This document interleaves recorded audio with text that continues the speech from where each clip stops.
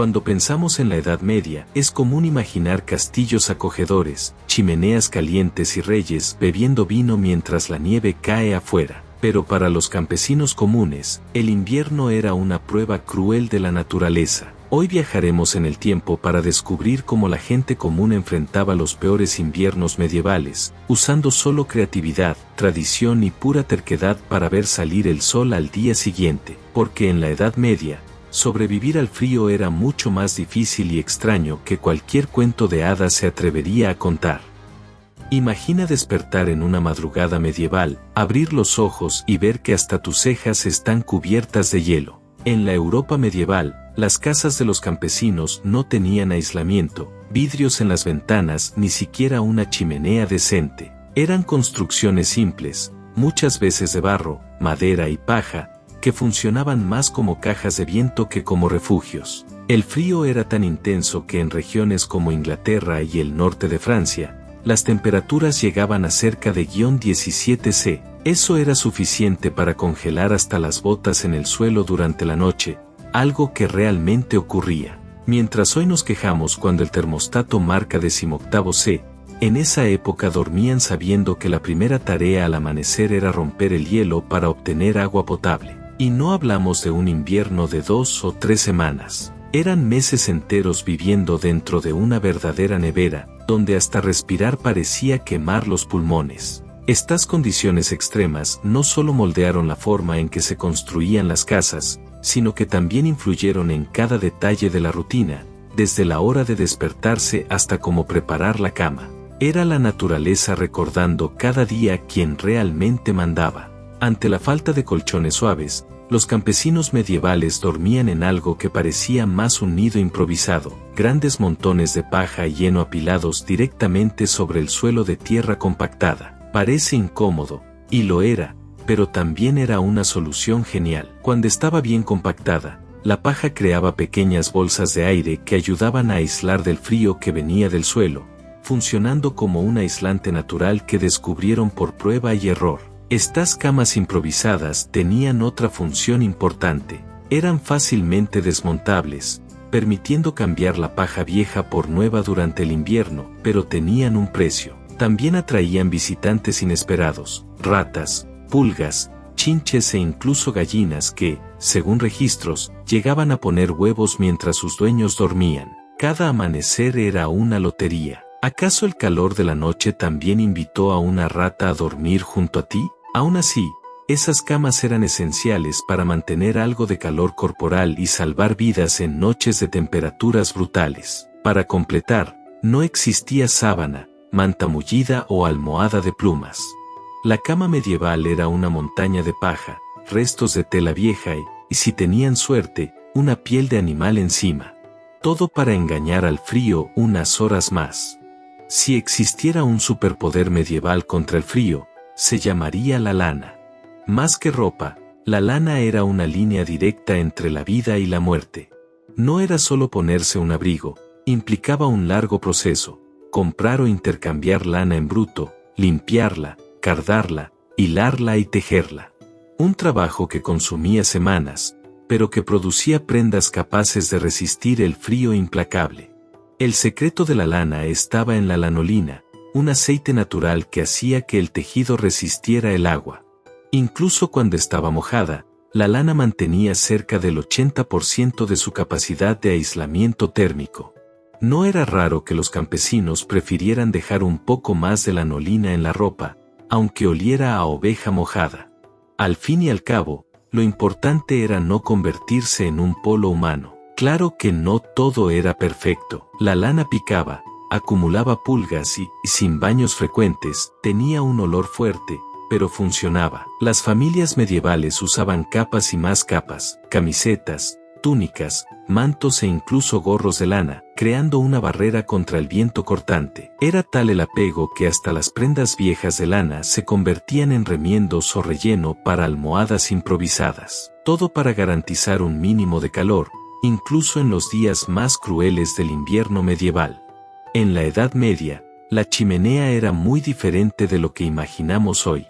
En la mayoría de las casas campesinas, El fuego estaba en un agujero en el suelo o en una especie de fogata en medio de la habitación, sin una chimenea verdadera. El humo no tenía a dónde ir, salía por agujeros en el techo o ventanas improvisadas, llenando el ambiente y haciendo que los ojos ardan.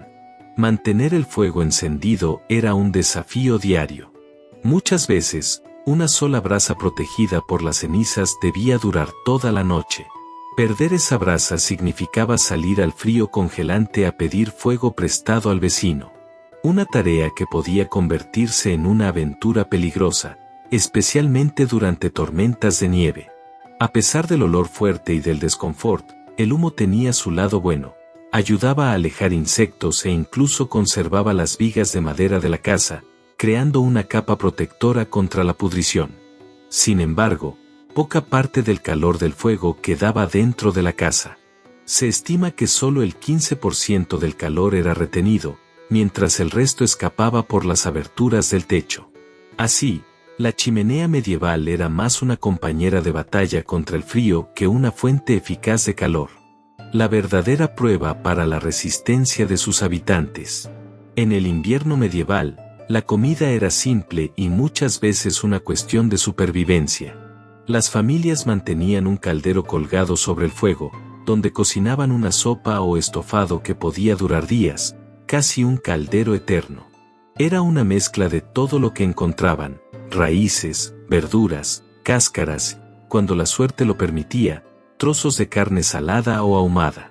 La creatividad era fundamental para transformar ingredientes limitados en algo mínimamente comestible.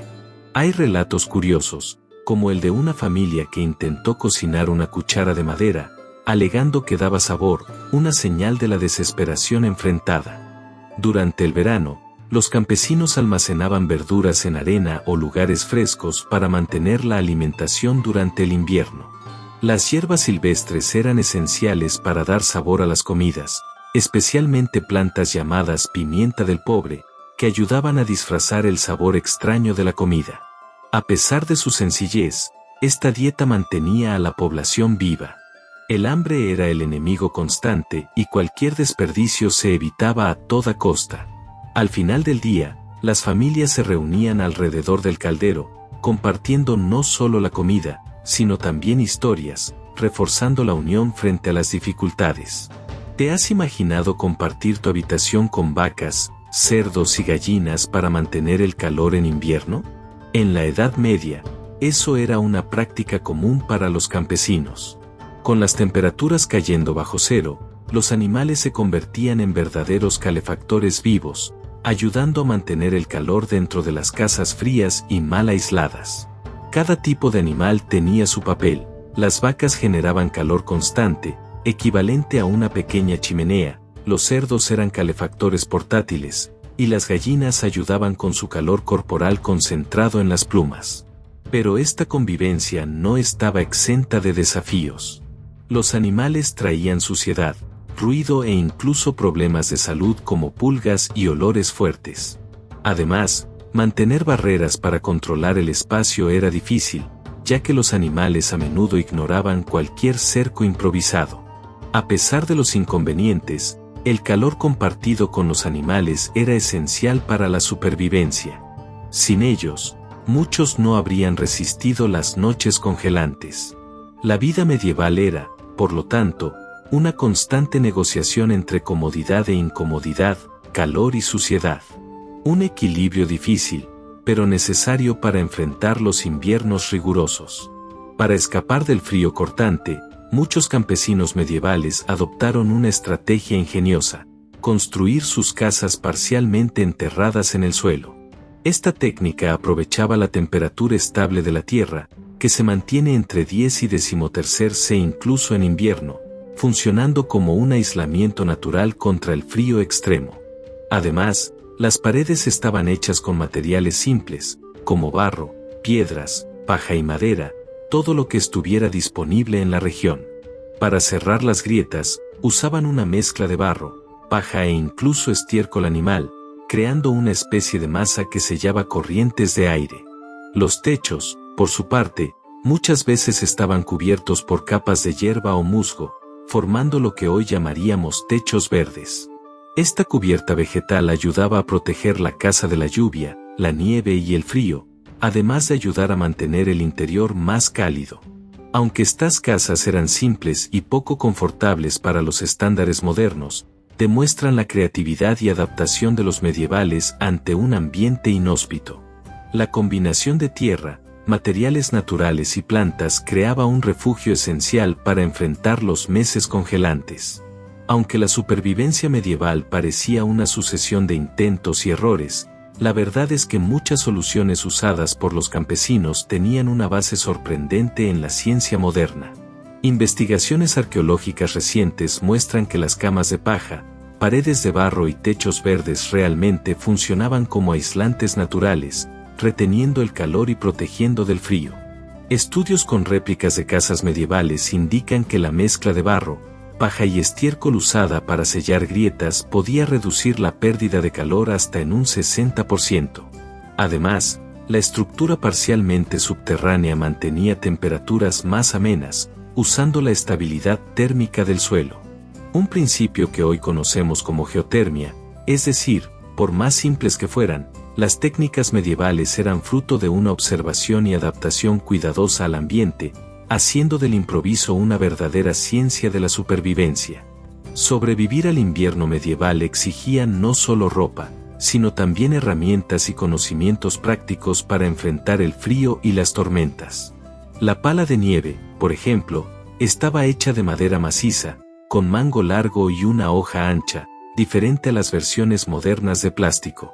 Pruebas muestran que estas palas medievales eran hasta un 30% más eficientes para mover nieve pesada, aunque eran mucho más pesadas. Para mantener los pies calientes, los campesinos usaban medias hechas de lana mezclada con piel de conejo, creando un aislamiento extra. Y para proteger las manos, preferían guantes sin dedos, ya que juntaban los dedos para generar más calor. El pronóstico del tiempo era una ciencia popular, basada en observaciones de la naturaleza. Si las vacas dentro de la casa se agrupaban más de lo normal, se sabía que se acercaba una tormenta. Cuando los cerdos juntaban paja extra para sus camas, era señal de frío intenso llegando. Estos métodos caseros funcionaban como alarmas tempranas que ayudaban a las comunidades a prepararse para los desafíos diarios, mostrando que la sabiduría medieval era una mezcla de observación aguda y supervivencia práctica. Ahora que conoces cómo era el invierno en la Edad Media, queda claro que los cuentos de castillos acogedores son solo la mitad de la historia. La verdadera batalla era por el simple derecho de despertar al día siguiente, y ellos ganaron un invierno a la vez.